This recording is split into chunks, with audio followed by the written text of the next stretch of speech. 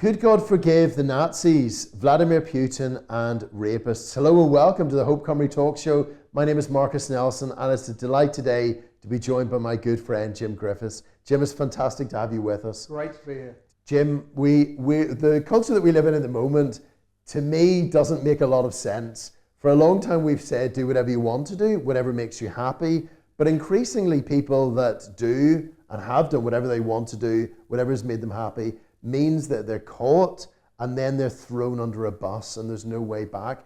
Why do we find ourselves in this like very permissive and judgmental culture all at once? It's very strange, isn't it? If you go back to the 1960s, it really was a culture of people being sort of wanting liberation, being set free to do whatever they wanted to do. But the problem with that is, well, where do you then put the boundaries, and who decides where those boundaries go? And I think in particular, then, in the 1970s, when we even had an organization in this country called the Paedophile Information Exchange, which was set up to encourage the world to embrace paedophilia, all in the name of sexual liberation.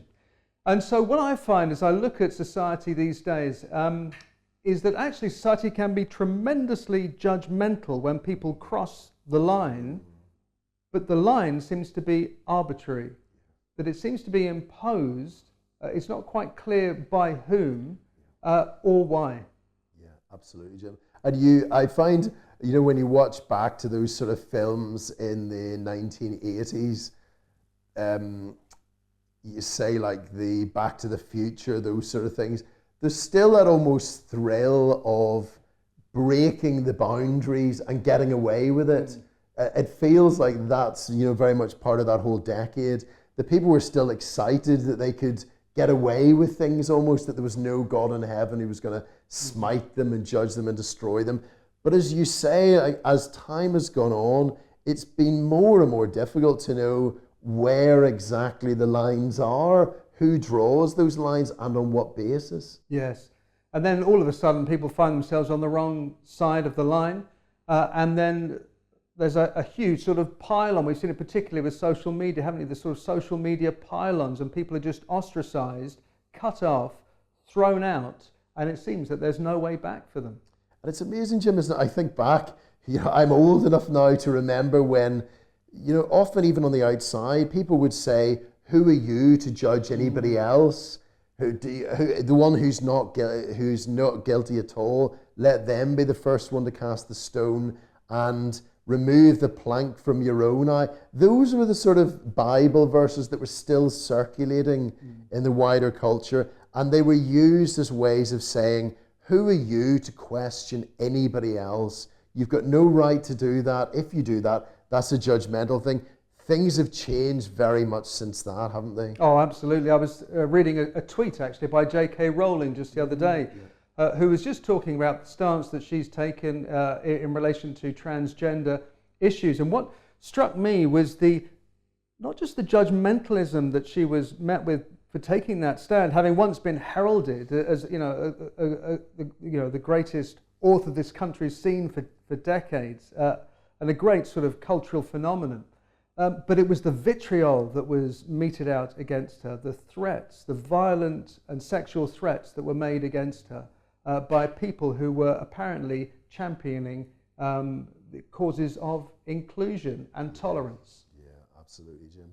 And do you think that there has been something of a naivety over this last 60 years that would say, do whatever you want, but there are lines that you shouldn't cross, and would say, on the other hand, there are many, many people that we elevate within society, celebrities, lots and lots of others, give them immense resources of money and access, really above the law in many, many ways, and yet be surprised when terrible things come to light about what they have done. Do you think that's been like something of a naive approach over these last 60 years? Yes, it's probably a real naivety about the human heart, isn't it? That actually, and I think probably maybe a naivety, maybe even a slight unwillingness to confront what's within our own hearts, what we're all actually potential of. if we are capable of, if we are given the freedom to do whatever we want, and we're told that we can do it without restraint, then we will all do some ugly things. Absolutely. And in that way, Jim, just to think it through like that, is that the way in which sin operates? Is it possible to curb it and to draw lines in that way, or does sin and those desires within the human heart always want more? Yeah, sin always wants more. I think that's absolutely right. I think it's one of the definitions almost of sin is that sin is transgression. Sin always wants to push boundaries. I was reading an interview just the other day with the serial killer, Ted Bundy, just before, he was actually the night before he was executed in 1989. And he spoke about how he had looked at pornography, and actually all the time he was constantly wanting to push the boundaries of that pornography. It gave him a buzz, but then in order to sort of get that buzz the next time, he had to push it a little bit further. Then he had to sort of went into darker and darker fantasies, and then he thought, well, maybe if I brought those fantasies into real life, that would give me the satisfaction I'm looking for. So I think that what we're doing all the time with sin is that we're looking for pleasure, for satisfaction, and ultimately the sin can never deliver it, and so we constantly push the boundaries all the more. And of course, as we do that, so our thinking, our mind is darkened, and we are inclined to do more and more evil things. Absolutely, Jim. And the way in which we were made for such infinite glory and eternal realities and such an incredible future. Quite often people will say, don't forget your past, don't forget where you came from. And we have forgotten where we've come from and the reason for which we were made. And the apples have fallen a long way from the tree. And instead we sink downwards and spiral downwards, wanting things that can never satisfy us. I always remember the stories of a good friend at the time who was taking a man to court on child pornography charges. And the man shared with him that wasn't where he began. He began somewhere very, very different, but it had led down into that dark sort of whole arena and world that he was standing in court for. That's the way in which sin operates, isn't it, Jim? But it doesn't feel in wider society and culture that there's an awareness of that at all. No, there's sort of a rejection altogether of the very category of sin. In fact, we don't just see that in society as a whole. We see it even within the church, that in certain parts of the church, thinking of our own denomination, the church in Wales, there are many who will reject the whole idea of sin, or at least they'll think of sin not in terms of an individual, but in terms of societal forces on a much larger scale. Just talk to us about that one, Jimmy. I can never understand that or get my head around that a person would say we're all basically good and that all of what's wrong with the world is located within institutions. Could you just explain to me what's the rationale behind that? I'd love to be able to explain it to you, but I just don't get it either, because really what is society is just made up of individuals. That all of the decisions that are leading to what people are calling sin is actually rooted always in the human heart. It can always be traced back to an individual. So what we're saying is that nature-nurture debate is like a false distinction, that our very nature is corrupt and sinful, and that because of that, the environment in which we find ourselves is one which is shaped by that same corruption and sinfulness. Yeah. So the two go together, and to break it in that way is a very strange distinction to try and draw. That's right, and of course it's a very uncomfortable position to reach, because you're saying, well, actually that means there's something fundamentally wrong and broken in me, and our pride often prevents us from reaching that conclusion, because we don't want to have to say that about ourselves, especially if we don't know that there is a Saviour. Yeah, absolutely, Jim. And that plays out then at the moment in a strange way in what's happening in society, that when things are brought to light about what, and we could go through all kinds of names of celebrities and others in sort of quite prominent positions, when those things are brought to light, they are vilified and thrown under the bus. What does that show then, Jim, about just our attitude towards justice, towards sin, towards those individuals and the victims of what they may have done? Yeah, I think there are sort of two things going on there, aren't there? That on the one hand, we judge them and we actually see no way back for them very often because of what they've done. There's no sense in society. We've sort of become more permissive and more censorious at the same time, enormously judgmental, and we simply, as a society, very often don't allow any way back for those who have transgressed certain boundaries that have been drawn up, as we've said, fairly arbitrarily. What lies behind it, I think, is actually a need probably for society and for people to justify themselves. Because if they can say, well, that person is a monster, the subtext is, but I am not. I'm all right. I'm good because they're bad, but I'm good. And so there's a sort of a self-justification that goes on.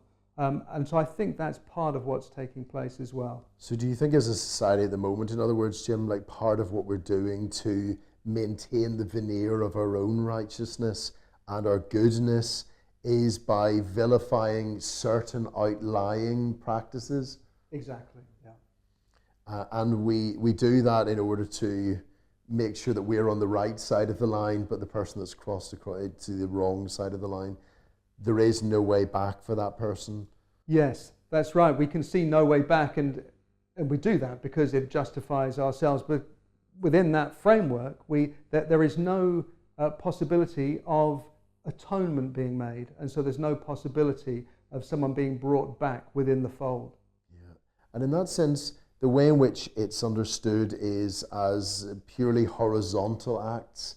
You know, so something which is done has been wrong, is brought into the open, and then it's the impact which that had horizontally and upon another person. Is there another element to sin which is being missed and lost in all of this? The key element to sin is the one that's being lost there, because, and we'll all naturally think of sin as being something that is horizontal, but sin, first and foremost, is vertical.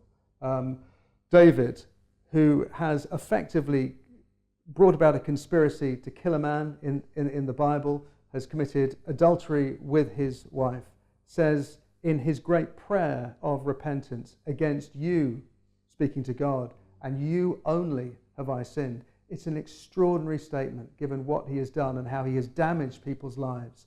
And yet it's absolutely true that our sin is always, first and foremost, against our Creator. Secondarily, it's against each other. Very good, Jim, yeah. And there's that feeling quite often that because that whole vertical element has been lost, we might say, that the wrongdoing, which only operates at a horizontal level, there could be no forgiveness for that, Jim, because God is taken out of the picture entirely, and there could be no way back. Yes. Because of the horrific nature of what's happened. Let's just drill down into that, Jim. You know, so I always remember I used to work in a prison for a few and visit, you know, in a prison for a few years with a group of Christians. We were going to share the gospel and things. And I always remember one day we saw a video, and it was telling the story of a man who had brutally murdered a young lady, and then in the prison he had become a Christian, and then in this video he was seeking to make some kind of apology and reconciliation with the parents of his victim. And it was such a powerful, moving story. And you could see him, you know, walking along the corridor in the prison, being shown to the room where these, you know, devastated parents were. And he was clinging onto this big black Bible, and he was trembling as he was walking. And then you saw him sort of sitting down and breaking down the things, and the parents breaking down as well. And I think there was forgiveness and restoration even after that point. It always stuck with me, Tim, you know, that even after something as terrible and dark as that because of who Jesus is, and once this whole vertical, higher, glorious element is restored, that sin against the Lord himself doesn't mean that there is just being thrown under the bus, but that forgiveness is possible. Explain to us, Jim, how that's possible. Yes, well, that's really the reason why Jesus came, was to make that forgiveness possible. The heart of his mission was the cross. He had 3 years of ministry, of teaching, revealing God to us, of talking to us about who we are in relation to him. but ultimately all with a purpose for him to go to the cross, having lived a perfect life, to go as our substitute and to die there for our sins so that we can be forgiven. And because of that, there is a way back. And if we bring that into the equation, well, then suddenly there can be a way back for even the most reprehensible sinners. In some ways, you understand society's attitude. And what I really appreciate, I suppose, about society's attitude is they know there must be justice. Yeah. There's deep down a recognition that there must be justice. It's interesting, and you have to ask, well, why is that? It's because we are made in the image of God. We have this indelible mark within us. We all ultimately believe in justice. But unless we have Christ and the atonement that he has made within that equation, then there is no possibility of forgiveness. And so justice must boil down to simply excluding people. But bring in the atonement, there's the possibility that they can be brought back, that there can be forgiveness and reconciliation. Amazing. And I always love to think through that scenario, Jim, you know, even in the worst things that have been done, just imagining what would have to be done, if anything could be done to set it right. And we would say there would have to be punishment, you know, a recognition of the seriousness of the wrongdoing. There'd have to be the assurance that the person isn't going to do the same thing again, that they're transformed and changed. You might say turn over a new leaf, but made a new person who's not going to do that same thing again. There would need to be a cleansing, a cleaning of them. You know, so often those that are victims and also perpetrators in terrible crimes are said to wash them. There's something quite deep in that. They sense that they've been defiled by it. Not just, you know, Lady Macbeth, but many, many others who sense that they're defiled. So there'd be a cleansing and a washing. And then a restoration as well. So giving back, not only what was taken away, but more than before. And then with those 4 steps in place, there could be the possibility of the perpetrator, the wrongdoer, and the victim sitting down together in friendship and having a meal. Talk us through, Jim, like each one of those stages, how Jesus himself has done that for us with his unlimited power. So first of all, punishment and recognition of the wrongdoing. Yeah, so with punishment, we've already referred to the cross. Well, that is the place of punishment. And it is astonishing when you think what that punishment involved.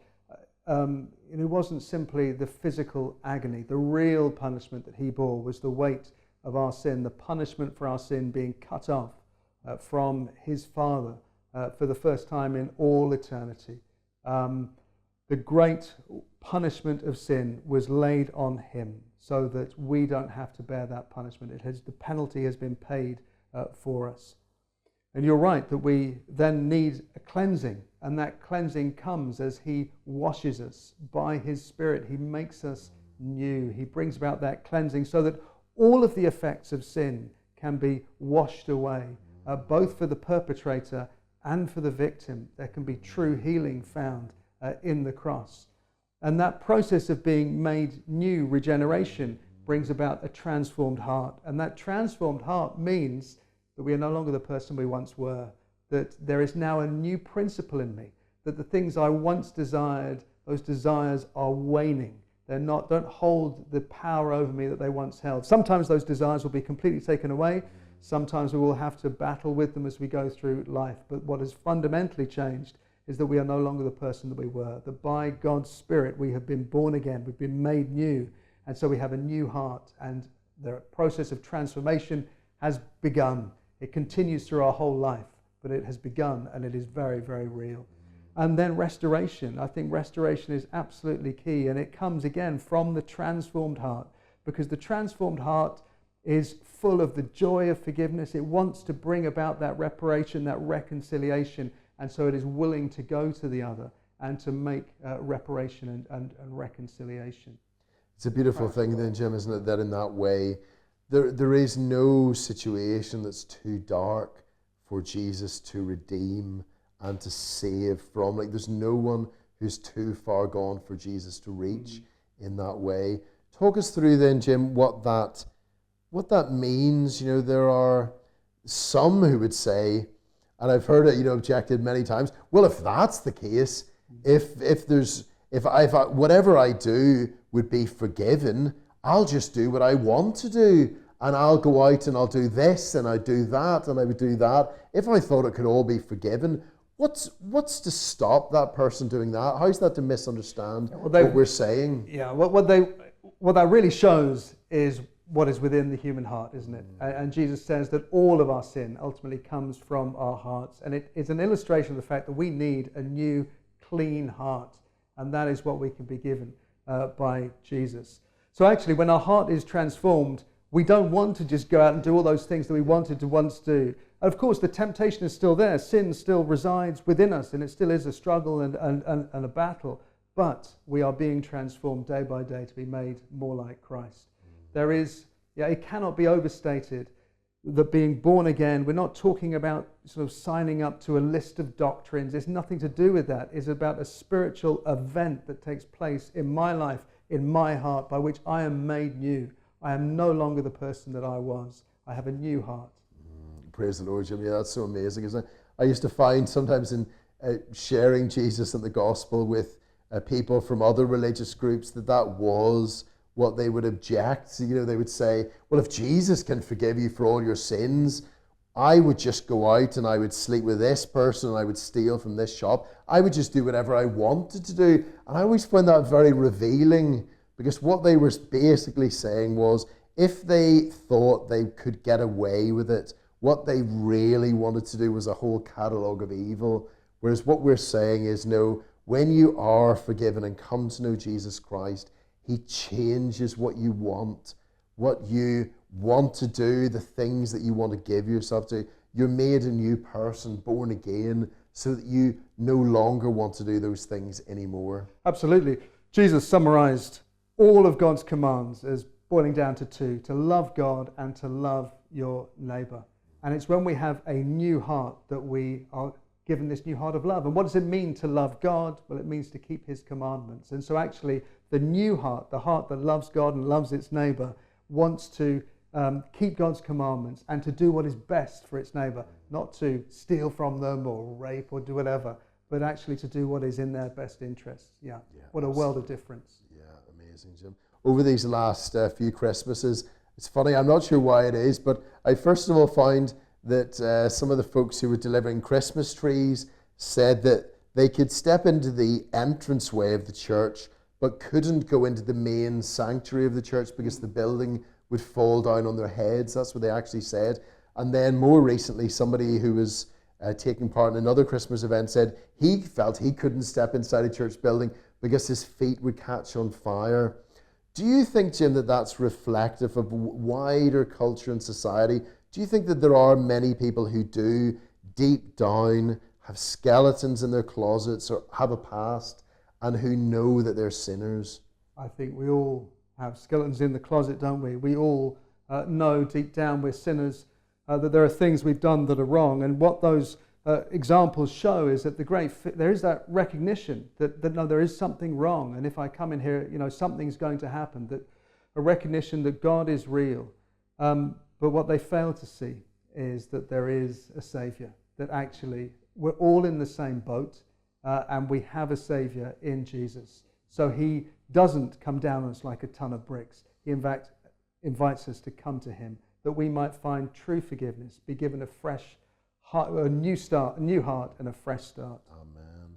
And people will sometimes say, forgiving me isn't a problem because I've not done terrible things, but to forgive Adolf Hitler, to forgive Joseph Stalin, to forgive Vladimir Putin, to forgive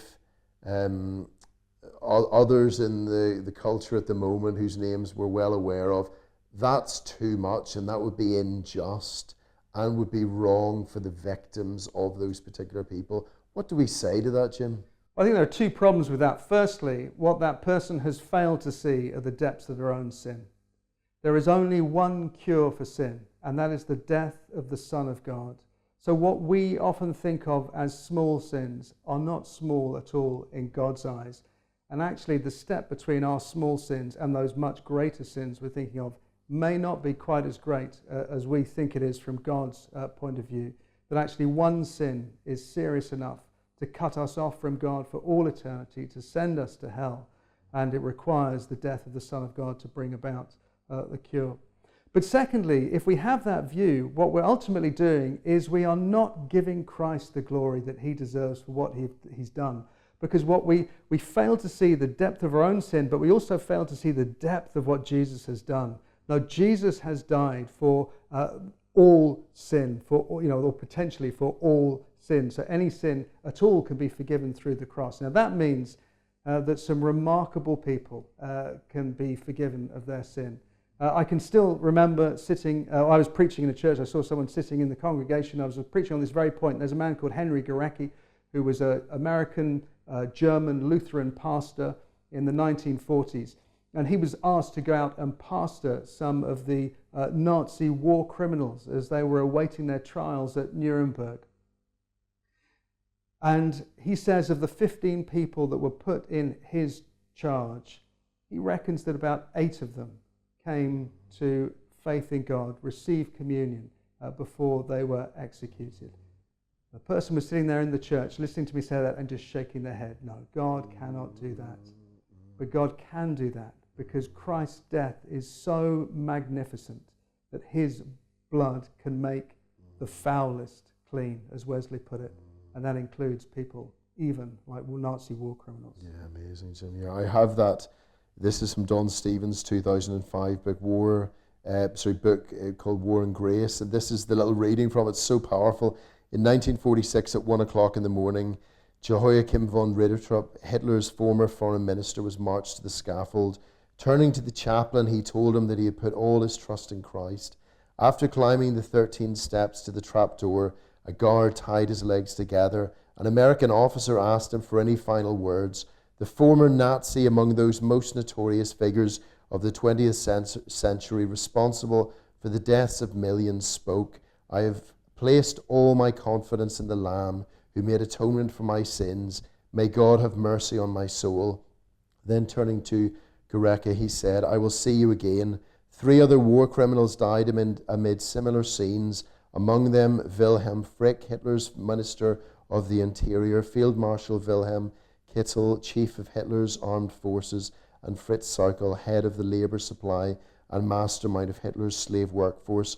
Of the 10 highest-ranking Nazis sentenced to death, 4 turned to Christ in the final months of their lives and died as followers of Jesus Christ. Such a powerful, moving account, Jim. And like you, I found that once I shared that in church, somebody was very angry with me at the end of the service and left the church and never came back again after hearing that. What is it, Jim, that would mean that a person would say, I'm happy for Jesus to forgive me, but somebody like that is written off and there is no way that God's grace could reach them? It just seems to me that they fail to understand the depths of the sin of their own heart. There but for the grace of God go I. Again, we're back to that situation where what we're doing is we're treating Nazi war criminals as being people who are in a different category entirely to us. They are monsters, but we're not. And by doing that, we are justifying ourselves. But we don't justify ourselves that way. We look to Christ to justify us. Now, Christ will be praised for all eternity for the redemption of those Nazi war criminals.